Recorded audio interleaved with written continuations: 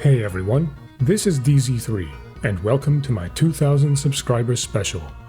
For this special, I'll be commentating over the very first thing I uploaded to my channel, which is a 100-point S-rank run of Mega Man 03, started from a fresh save file. I'll be looking over the run in its entirety, providing insight into my thought processes at the time, roasting a multitude of poor decisions, and drawing comparisons to other challenge videos that I've completed. I'll ensure that the other challenge videos I referenced during my commentary are linked in the description in case you wish to take a look at them yourself. With all that settled, let's get started with the intro stage. Ignoring the horrifically slow menu navigation, the outdoor segment is handled decently, although I could have done a better job with the grand cannons. I should have been slicing them while jumping over them, instead of stopping in front of them. That's not too bad, however. Worse is how I handle the indoor segment. First, I don't dash on the initial ice blocks directly from the ledge. Next, I fail to perform any delayed dash jumps off of the ice blocks, severely hampering my momentum and creating a languid pace throughout the segment. In fact, this whole portion is handled so poorly that my Z3 intro stage pacifist run is faster, despite the fact that I have to stop for specific enemies because I can't destroy them. For perspective, when comparing in-game times, my pacifist run of this stage is only 7 seconds slower than this one is. I played that pacifist run on hard mode and deliberately elected to relegate Zero to using half-charged buster shots only versus Omega. Taking all of that into consideration, the difference in optimization between the two runs is vast.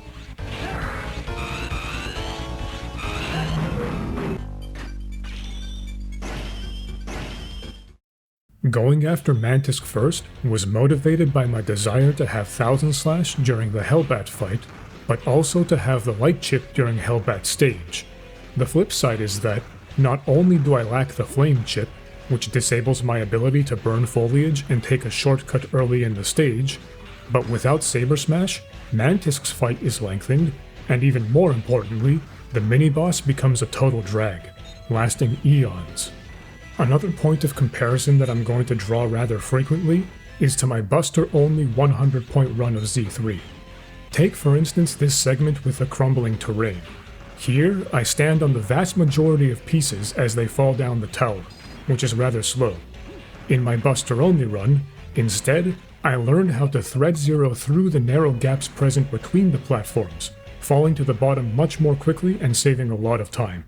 It's these sorts of optimizations that really add up over the duration of a run, greatly enhancing its presentation. To make a general point regarding the balance between optimization and entertainment, and how skill level factors into determining that balance, in my buster-only run, my primary philosophy was to orchestrate as many flashy reflect laser trick shots as I possibly could. To that end, on numerous occasions I did sacrifice speed, but those concessions were made for the purpose of entertainment rather than being accepted because of a lack of skill, as is often the case in this run. I'll give myself some credit here. I did include the pogo off of the purple flower, which is both fun and optimal. For 100-point runs of this stage, whether or not you decide to take the shortcut up top is largely inconsequential, because you'll most likely end up having to farm enemies at the end regardless. Z3 does a much better job than the first two games in terms of the enemy kill requirements. They're curtailed to a much more reasonable degree, but it's still not perfect. There's absolutely no justification for approaching this pillar cannon segment with such extreme trepidation. Once again, I'll refer to my buster-only run as a good example of how to leap over and around the cannons even when restricted to basic movement. The fact that I have access to the pogo here makes my apparent fear doubly worse. It's probably apparent from just watching it, but this Mantisk bout barely has any choreography. Outside of the opening sequence, the entire fight is completely improvised. For some reason, I decided it would be a great idea to start dancing around on the walls, which completely scrambles Mantisk's RNG. The only edict I imposed upon myself for this fight was to end it with a pogo, due to the absence of other fancy finishing moves. I suppose that answers the question of why I was prancing around like a clown for so long, but even a minimalist setup like this can be handled significantly more smoothly.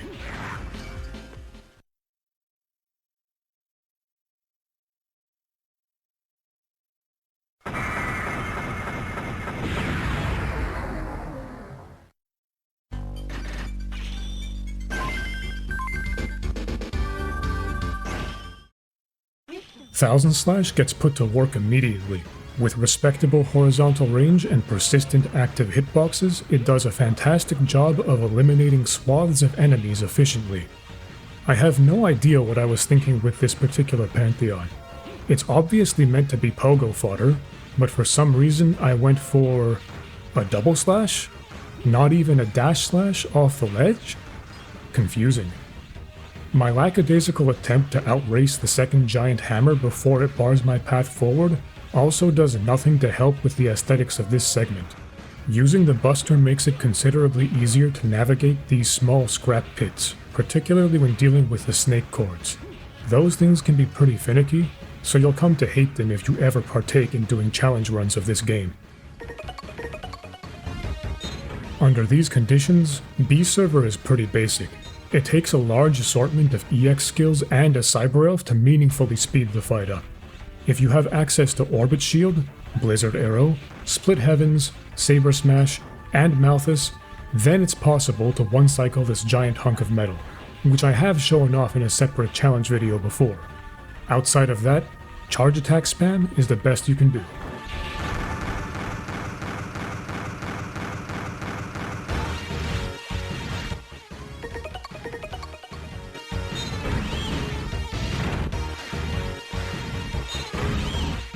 The second half of this stage is inundated with several sprawling scrap piles that seek to drag Zero down the moment he steps on them.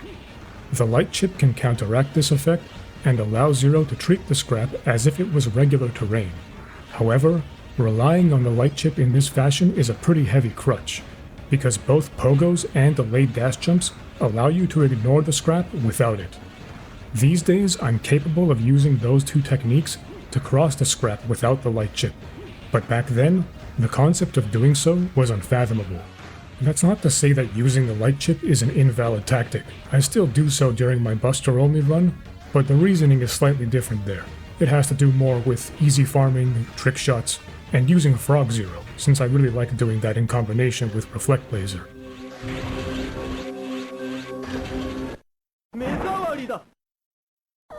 This is an embarrassing attempt to fight Hellbat. Things start off peachy, but quickly devolve into untenable, sloppy nonsense. I spend what is quite frankly a disgusting amount of time trying to land the last few charge slashes. My standards from today would never allow me to accept this as a completed run. The only reason I did is because, at the time, I found the gameplay to be difficult enough in tandem with technical issues that I was facing, which we'll get into later. I do have vivid memories of trying to optimize Hellbat's fight in my Buster-only run, making it so that it ends in 4 Blizzard arrows. That was not fun.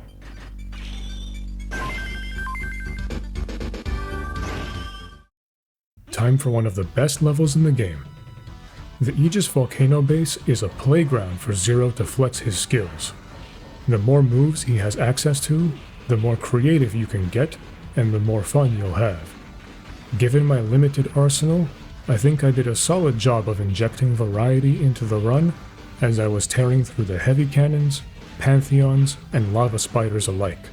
There's one part of Zero's moveset here that you can hyper-focus on and still have a good time with owing to the stage's layout.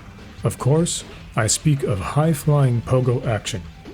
I have a challenge video that's aptly named Zero the Pogo Master, in which I chain pogos and double jumps to soar across the entire volcano base.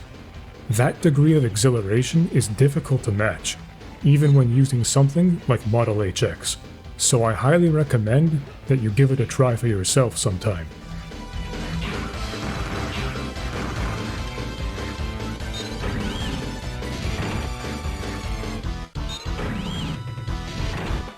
As usual, the crossbind room is a pain in the ass. The erratic spawning patterns of the crossbinds is the primary issue. There's nothing preventing one from manifesting directly atop zero, which is an especially frustrating outcome during challenges like pacifist runs. New Game Plus runs can make this room a bit more lively by allowing you to mix up your skills. Here, I settle for basic saber swings and recoil rod stabs. These constricted hallways serve as a reminder that while Z3 may be regarded as easier than its predecessors, Inti Creates is still more than happy to provide some evil level design for players to contend with. The second lava pit deserves special mention. I take a slow, reliable approach here. But what you'll find is that the more you try to speed past this segment, the more it pushes back against you. Literally. The platforms that move to the left drag zero along with them, so the key to speeding past this section is to minimize the amount of contact you make, which is exactly what I do in the other two challenge runs I mentioned, especially the Pogo Master run. The Charge Slash, Thousand Slash, Saber Smash combo is expedient and still pretty stylish, so I'd have no qualms about using it even today. With that said, since this run, I've concocted several fancier combo routes to use against Flizard. If you'd like to see something truly outlandish, I recommend taking a look at a video I have which is titled Shield Sweep Sparks, MMZ3's least practical weapon. You know, the fact that I made it a point to avoid collecting cyber elves like Malthus and Clockle, but then I go out of my way to collect Splash Jump? I mean, this is effectively just trolling at this point. What a strange rubric to adhere to. Sometimes I wonder if it's physically possible for the same person that made the Bifrost video to be responsible for this footage. The greatest crime I commit with my routing through this stage is my meager pogo usage. The buoyancy that the water imparts upon zero means that the game is practically begging players to use the pogo.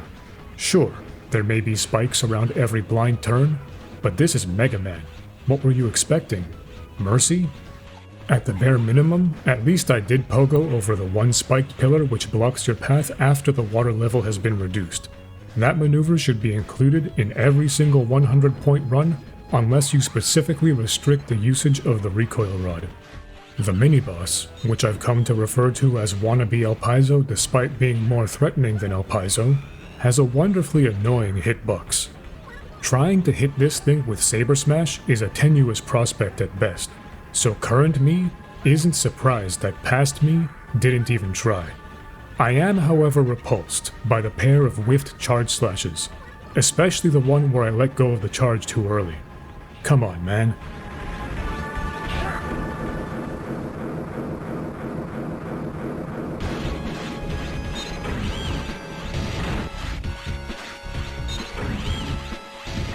The second half of the level is far less hazardous than the first. There are fewer spikes strewn about, so I must stress how silly it is that I don't integrate the pogo into my general traversal here. Ascending the few tall walls present within the waters is much faster with the pogo, and it's a free time saver too. It's not like there's some sort of prohibitive skill barrier here. This is just an example of poor routing and tunnel vision. Like Mantisk, the fight against Childre is one where I had a specific ending in mind without caring too much about how I would arrive at my desired result. A pogo into Saber Smash finish is what I wanted, and that's exactly what I got. At the time, I was unaware of one key piece of knowledge. The bubbles that Zero kicks up while dashing through water influence RNG, which explains some of my confusion at the inconsistencies that I was seeing within the fight. Years later, when I had my bubble-related epiphany, it was like man discovering fire. A whole new world of possibilities opened up, unfortunately.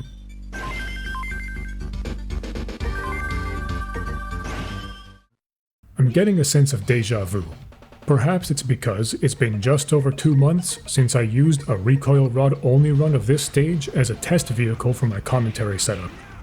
If you've got an appetite for more commentary, then I recommend checking out that run for sure.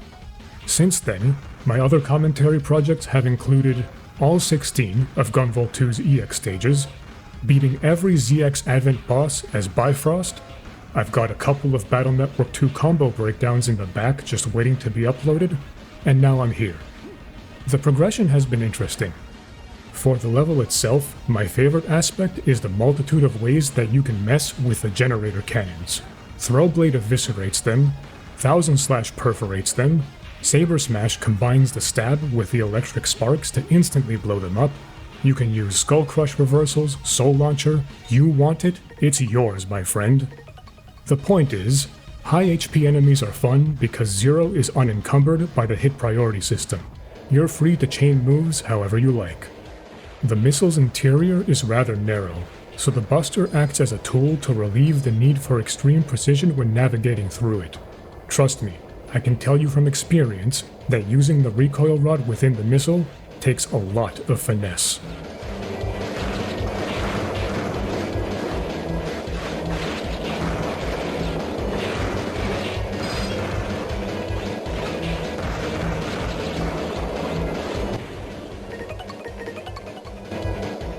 A word of advice to any villain seeking to square up against Zero.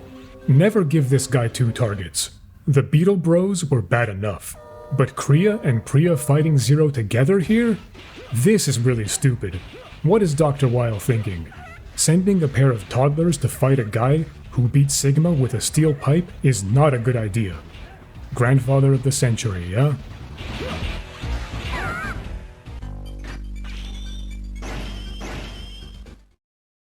The Forest of Anatre is the third in a set of foliage-steeped ruins, following the forests of Dices and Notice from Z2.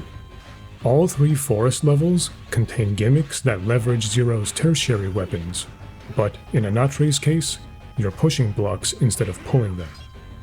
When arriving at Z3's midgame, assuming a fresh save file of course, selecting this stage first is a no-brainer, because Split Heavens is invaluable during both the Anubis and Staggroff fights.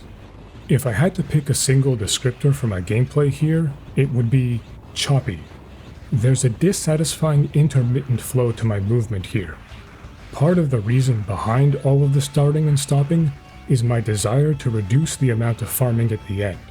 But I'd argue that in a level like this, where the enemy density is too scarce to naturally meet the score requirement, you're better off blitzing to the end smoothly and performing the required farming as fast as possible.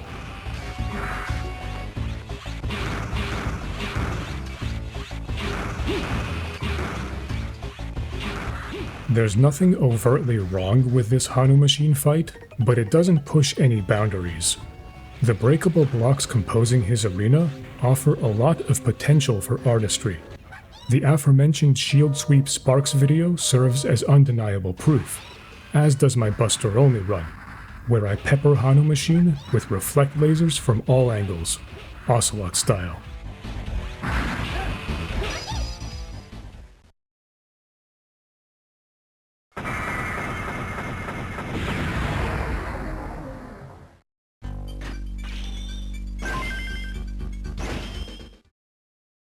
Continuing the Splash Jump Chronicles, this large basin is evidently the reason I placed such importance on gathering the chip, as if you can't just pogo off the scuba diver to reach the top route. Like the Volcano base, I also have a Pogo Master run of this level, but the blatant difference in my confidence between the 2 runs is staggering. Here, the hesitation I have Zero display while he stands atop the red towers evokes images of a baby bird taking its first flight, which isn't exactly an inspiring image for a legendary fighter to bear. At least the little combat sequence in the pool is pretty nifty. I could have used Splash Jump to skip over the underwater expedition team, but jumping in and fighting the 3 of them was a good stylistic choice. That's the last bit of clean stage navigation you're going to see. From here on out, everything breaks down pretty horrifically. Allow me to profess my vehement hatred of the ladders and camera in this segment. It's as if Inti Creates deliberately architected everything here to maximize the chances of fumbling around like a buffoon. Making matters worse is my leisurely approach when faced with heavy cannons. Recoil rod reversals can shred them rather easily, but instead, I chose to rely on charge slashes and thousand slash. After another unintentional ladder grab, and a slightly redeeming triple Pantheon takedown, it's time to visit Staggroff. This fight mostly speaks for itself. With a large portion of Zero's repertoire unlocked, the combo I use falls firmly within the get this guy out of here category.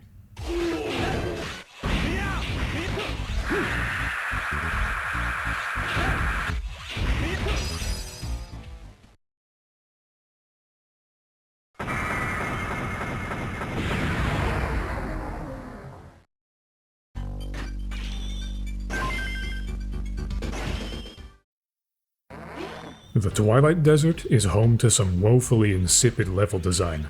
It's a textbook case of developers relying on players to create their own fun, because the straight line through the sand sure as hell isn't going to provide any entertainment on its own. Unsurprisingly, Inti Create's provident decision to include a pogo in Z3 is what salvages the mediocre layout. I happen to have a Pogo Master run of this level as well, where I push the acrobatics further than I do here. Orewormer sucks, but it's not the mini-boss itself that I find to be a grievous affront against humanity. Rather, it's my distaste for being pelted with purple plants that propels my anger. The mystifying design decisions continue in the second half. It's here where aspiring 100-point runners will discover another ugly reality. Clearly, this level is meant to be a reference to Fafnir's, which is fine. What isn't fine is that somebody on the mission design team decided to go all in with the homage and burden Twilight Desert with an obscenely high enemy kill requirement. What a shame.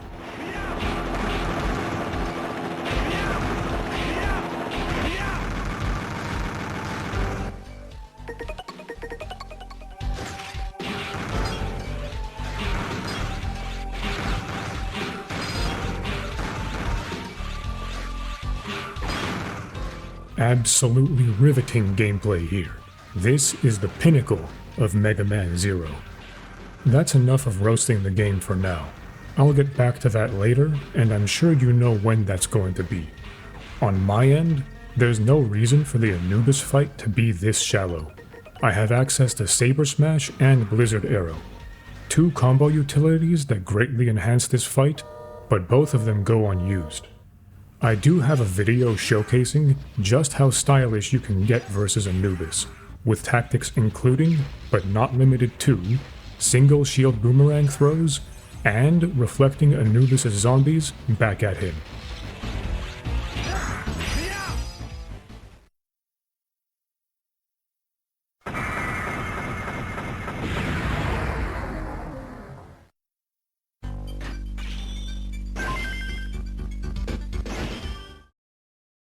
Well, here it is. Unequivocally my worst performance in the game.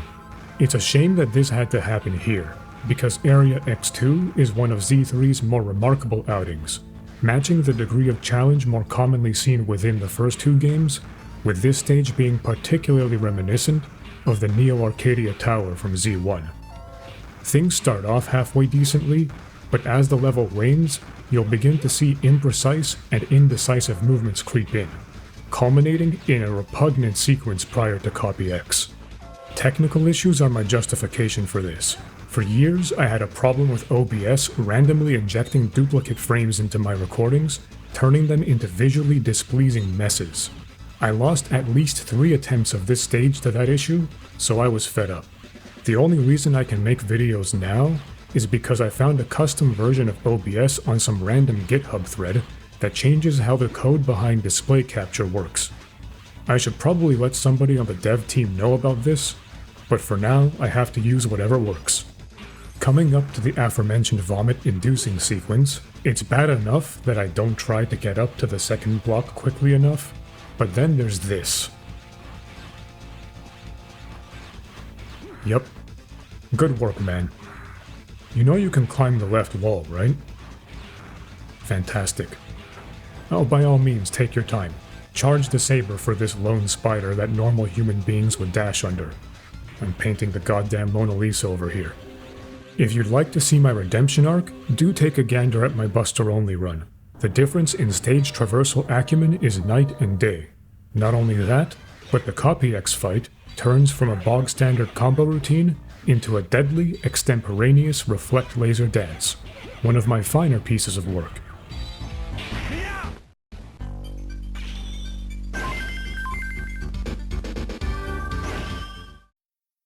In hindsight, starting Z3's endgame by going to the giant elevator first is a routing mistake. Two reasons why. First, from a no damage perspective, Orbit Shield is more likely to be useful against Tretista than Gale Attack is against Cactank. I say this knowing full well the fate Cactank is set to face roughly 6 minutes from now. Second, having access to Quick Charge during the elevator defense sequence is invaluable. Doubly so if it's paired with Clockle. Spamming charged attacks with the Saber and Recoil Rod is the best way to clear out all of the rabble. So that raises the question, without the ability to rapidly push Zero's foes into the Great Abyss, what tactics do I employ to help him survive the onslaught on the elevator? As you can see, I ready the electric chip, which can mean only one thing: Saber Smash Spark Spam. To be precise, I do still use the recoil rod, but the moment the elevator exceeds a few occupants, that's when current starts coursing through the floor. I do throw a smattering of Throwblade in there for good measure. The sparks slightly repel the shielded enemies. This brief moment can be used to charge the recoil rod, or you can spam sparks to such a degree that the shielded enemies simply fall off the edge of the elevator.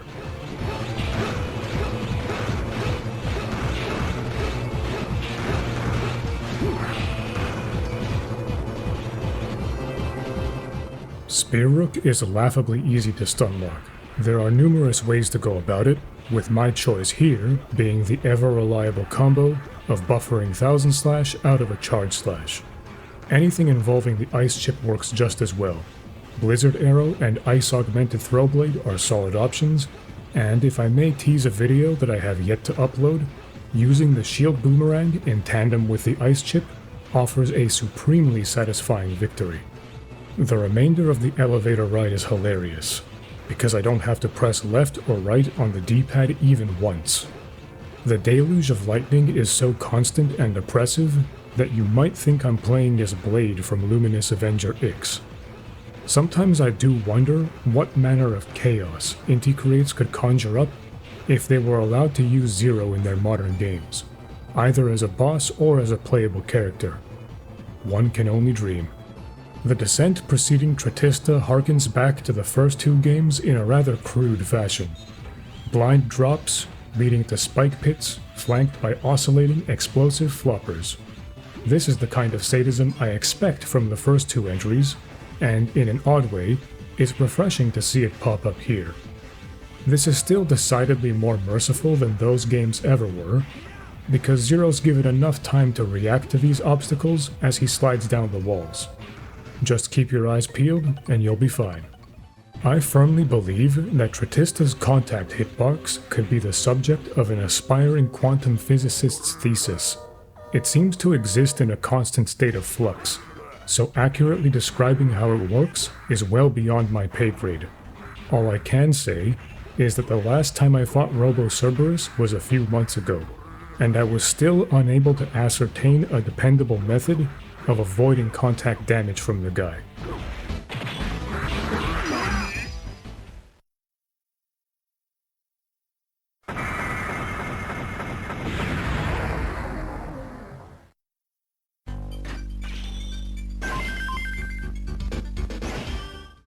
One thing you'll notice about how I handle this stage is that at no point do I rob a rotund cactus of its transportation and use it for myself. The last thing I want to do is create a cure for insomnia stronger than the Twilight Desert already is, especially considering that the level designers had the decency to include meaningfully sloped terrain, which makes hiking the trail considerably more engaging than motorized sledding could ever be. Blancwormer is a lot more enjoyable to fight than its golden cousin, principally because the fight designers were evidently feeling merciful and decided against including something devious like giant chunks of hail falling from the heavens every 2 seconds. I get a 2-cycle kill here, which is decent but unremarkable. The speedrun method involves including recoil rod strikes in your combos to enable a one-cycle kill. I've also developed a highly elaborate combo involving Orbit Shield, the Rolling Slash, detaching Orbit Shield from Zero's gravity, using precision double jumping and Gale Attack to arrive at a dazzling one-cycle kill against Blancwormer. I don't presently have an example of this uploaded on my channel, so I think I'll include a clip of it at the end of the whole run. Obviously, in a pure speedrun, it's imperative for Zero to commit Grand Theft Sled, but in a 100-point run, the only thing that'll accomplish is forcing you to farm more generator cannons at the end of the stage. I certainly could have done a better job with deftly dispatching the array of bees hovering across the slopes.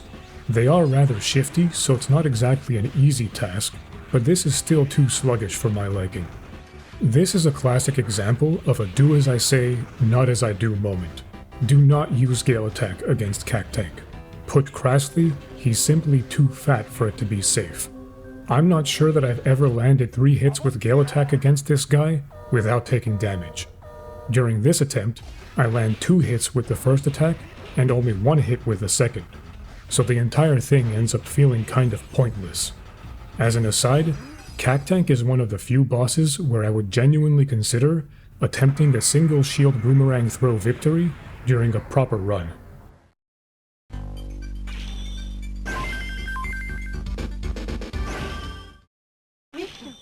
And now we arrive at the point where most casual Z3 replays come to a screeching halt. You don't need me to tell you that the second half of this level is antithetical to the idea of an action platformer. Such a concept could only have been approved under the influence of heavy narcotics. Initially, because this takes place in a library, I was going to play into the literature bit and do something nonsensical like read excerpts from Hamlet. But aside from the fear of invoking Stone Cold Steve Austin, I figured that I should probably describe how the abomination that is the data room actually functions.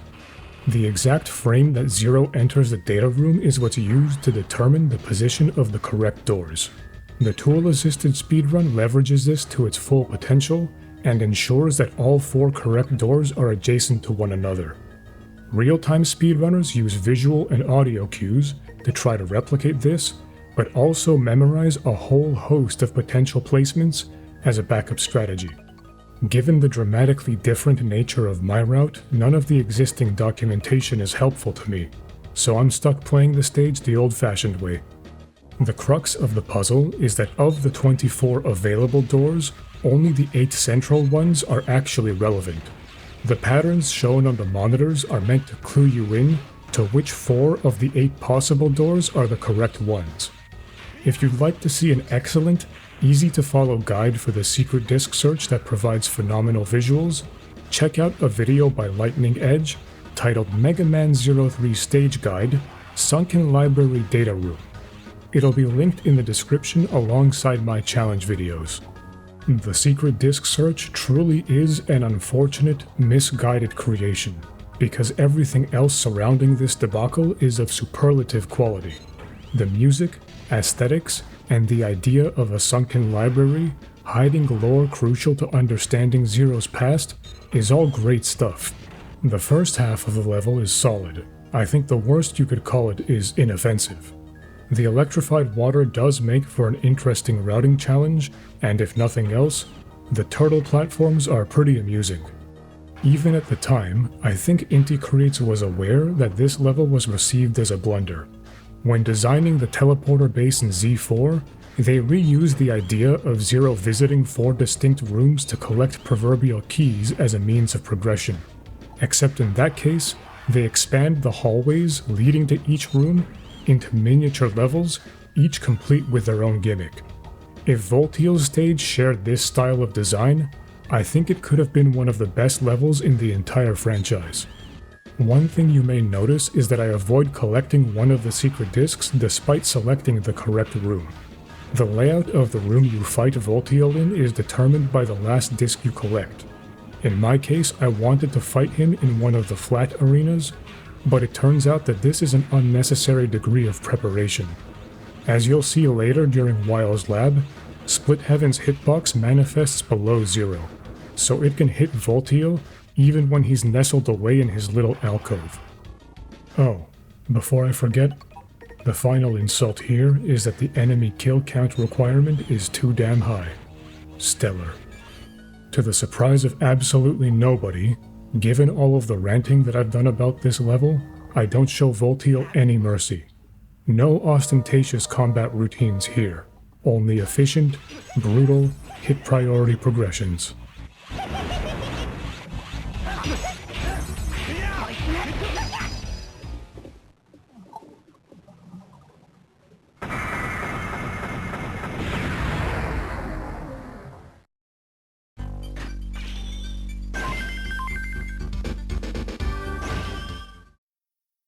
Time for a true gauntlet of a stage, one whose runtime isn't padded by tedious treasure hunting.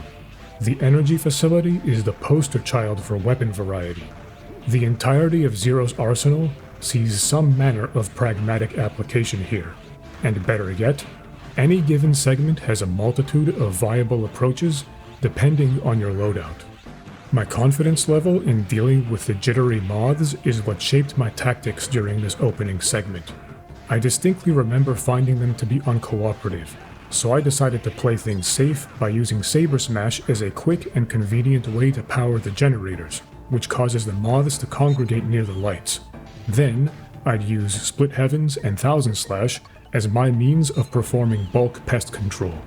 Reflect Laser and V-Shot are both excellent options for blazing a trail through the swarm of moths.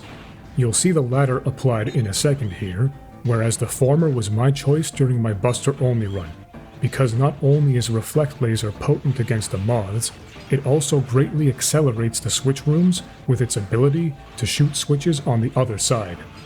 This Locomo IF fight is incredibly disappointing. By this point in the game, I've got all the tools I need to one-cycle the revolving machine. I have a video demonstrating 3 combos capable of dismantling Locomo without using the Charge Slash as a crutch.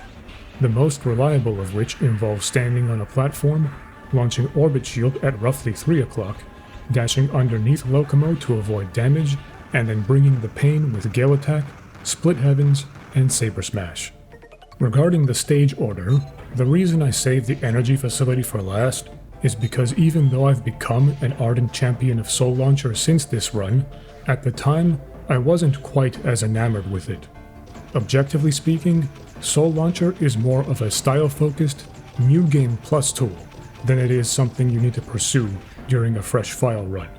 You're still better off going to Cactank and Tretista first unless you have a specific hankering for double jump, which is more of a speedrunning tool than a 100-point tool. Shout out to whoever at Inti Creates decided to put crossbinds in this room. I absolutely love this decision. I adore it. I'm over the moon with it.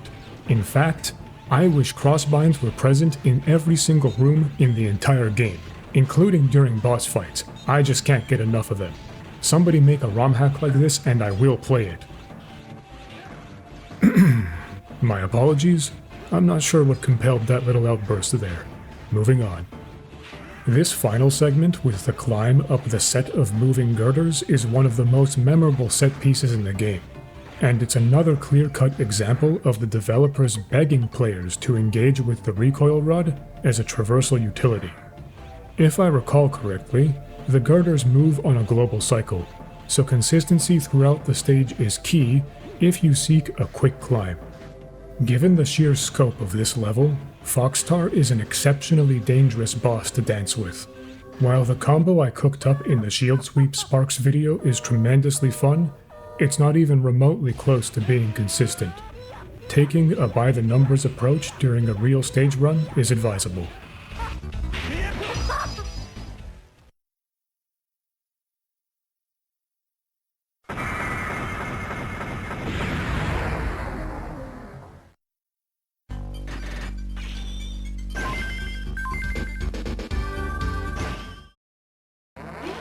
For whatever reason, Sub-Arcadia seems to bring out the best in me. I view this as my best work in the run, and the same is true for the Buster-only version within its respective run. In fact, Sub-Arcadia Buster-only is one of my favorite accomplishments across all of Zero, ZX, and Gunvolt. My goals here were to demonstrate the dominance of Light Chip Zero during boss fights, and to illustrate several flashy, yet practical uses of Reflect Laser during the stage. Starting with the Phantom fight, all I do is loop the 5-hit combo a few times, but I make interesting use of its individual components. Split Heavens gets to play a defensive role in the fight. The height gained during the uppercut allows me to dodge Phantom's initial shuriken throw while simultaneously attacking. Next, I use the upper hitbox of Saber Smash to intercept Phantom's Makibishi before he gets to scatter them on the floor.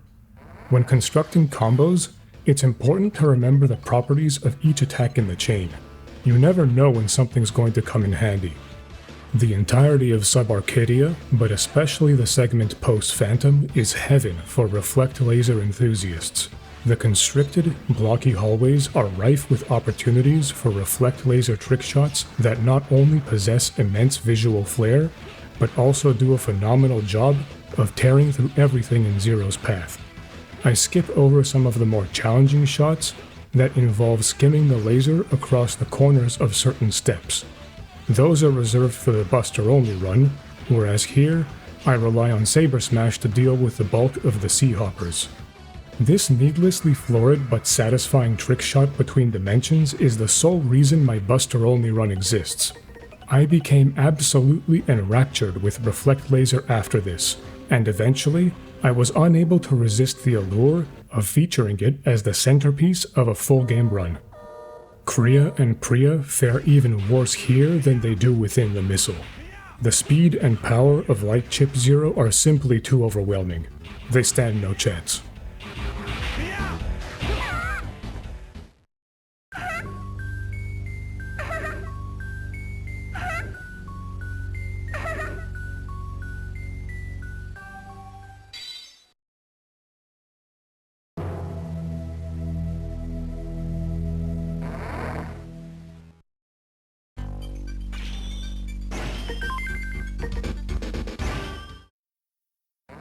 I've got to give Dr. Weil some credit. He did a fine job with constructing the security systems for his lab. If repelling intruders is your goal, then copying the spiked wallman philosophy of Area X2 achieves that handily. The hallway preceding the second boss room is even more treacherous. We'll get to that shortly. For the boss rush, the combos I selected primarily target efficiency, although there are still plenty of moments where showmanship takes precedence. Starting with Mantisk, whose fight is trickier than it appears on the surface. Landing a clean 5-hit combo after dodging his arm demands surprisingly strict spacing. Ending the fight with a clean recoil rod juggle into Split Heavens also demands a decent amount of dexterity, but it's well worth the effort in the end. For Flizard, I stick with Light Chip Zero rather than shifting to the Thunder Chip. Adding Orbit Shield to the 5-hit combo allows for a 2-cycle kill while avoiding a stun lock on Flizard. Deliberately allowing Flizard to attack affords me a chance to perform a snazzy jump between his sprinkling of diminutive fireballs.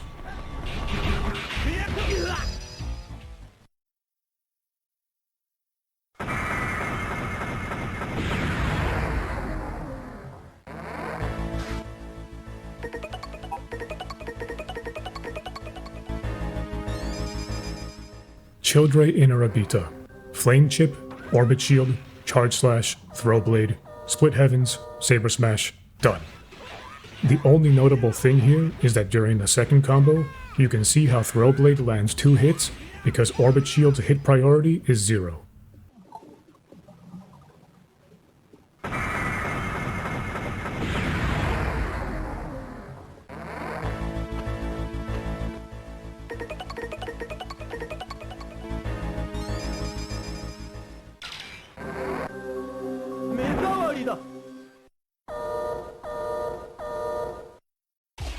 I had a one-track mind against Hellbat. The only thing I cared about during his fight was showcasing how to counter his swarm of bats with Thousand Slash. It's my own personal recreation of the whole "shall we compare the speed of our attack rushes" scene. Shout out to Soul Launcher for providing a crucial bit of extra damage too. This is my only usage of the ultimate boots. The Spike Boot and Shadow Dash components deliver me from the Ice Physics and Security Lasers respectively, a devilish combination of hazards. During my Buster Only run, I was able to traipse through this hallway while only using the Spike Boots, thanks to my enhanced skill. Although part of the reason for doing so was my desire to snipe the mechanical sea urchins with Reflect Laser. One thing you can bet on, during any future runs, I will complete this segment without relying on any mobility augmentations.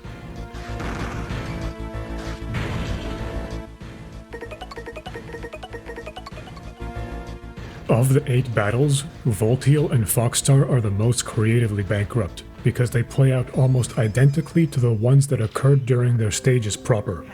As I mentioned during the Sunken library, the alteration to Volteel's arena is ultimately meaningless. Sure, it allows him to hide in his little cubby, but Split Heavens can slice him regardless.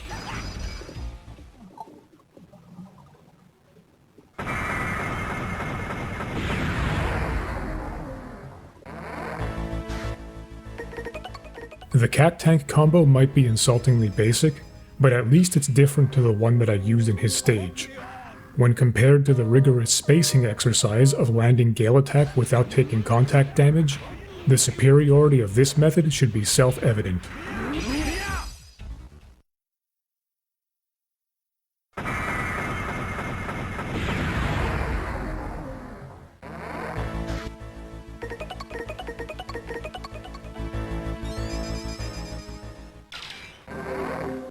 I should note that despite the recycled tactic, this fight still isn't free. One subtle difference that makes this version slightly milder is that Foxtar jumps to the middle of the arena instead of to the left, which I find more reliable for connecting with Split Heavens and Saber Smash.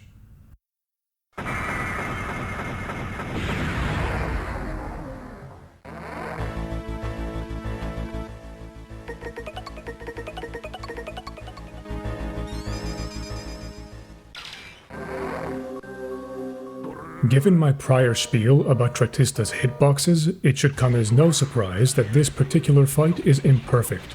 However, in a wonderful moment of serendipity, this imperfection led to a fantastic outcome. One thing I told myself was that if I ever got the chance to land a Soul Launcher finisher against Tretista during a proper run, I would do it. I'm thankful that I got it, but after seeing it happen, my adrenaline spiked up massively. I knew that I could not afford to mess up against Omega after this.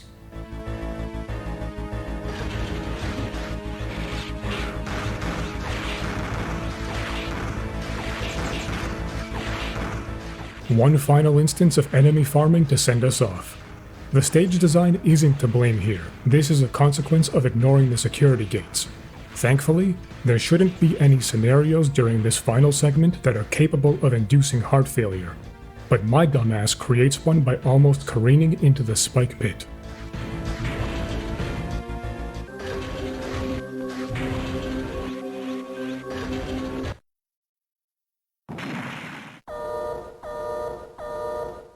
The only way to accelerate Omega's first phase beyond what I show here is to incorporate Blizzard Arrow into your combos, a prospect that I was nowhere near confident or even knowledgeable enough to pull off at the time. Besides, I wanted access to the Split Heavens cancel via Light Chip 0 while fighting Omega's third phase. The same speed tactics apply to the second phase, but you need to have one of the bird cyber elves equipped to prevent Zero from falling into the bottomless pit after using Saber Smash. Before phase 3, I'll say that I'm generally satisfied with this boss rush. Nowadays, I would construct more complex combos, but I think that this is a respectable effort, especially for my first full game run.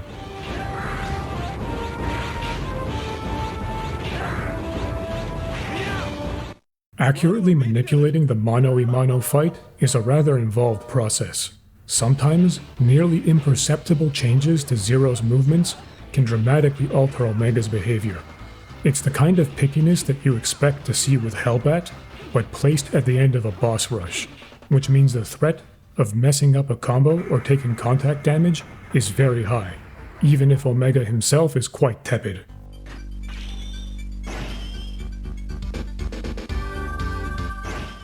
With Dr. Wile's lab cleared, that brings us to the end of this run. Regardless of if you've seen this run before, or if this is your first time watching it, I hope that my little trip down memory lane proved to be entertaining. I'd like to extend my deepest gratitude to everybody for all of the recent support.